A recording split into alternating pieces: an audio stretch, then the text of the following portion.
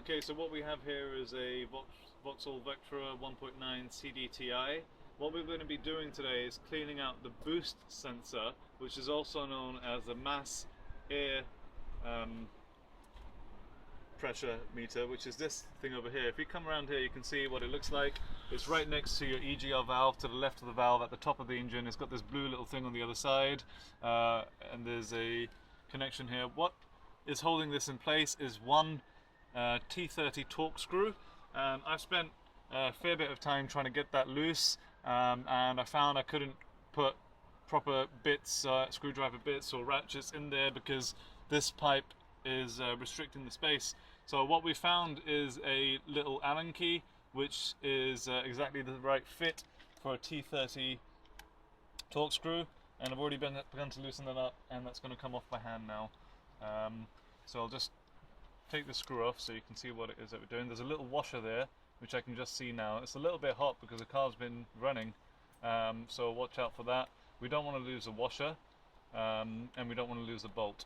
So let's have a look. And I'm going to try to use two hands. I understand you can't see very well if I do this, but I don't want to drop the part. We've got the bolt out with the washer intact. Now, it seems the best way to take this out is just to pull it and gently wiggle around, and here we have it removed. Now this is the sensor, and if you can bring the camera closer in there to have a look at how much carbon deposit there is around there. It's completely clogged up around the sides and the top, and that's what we'll be cleaning today. Okay, so I don't know how well you can see this, but before this this sensor, which goes inside the inlet manifold, was completely clogged up with carbon buildup, and you couldn't actually see the needle inside. We've cleaned that now with WD-40 contact cleaner and very gently brushed it with a toothbrush. As I said before, we've left our unit connected while we did this because we had difficulty removing that, and now we're just going to replace it.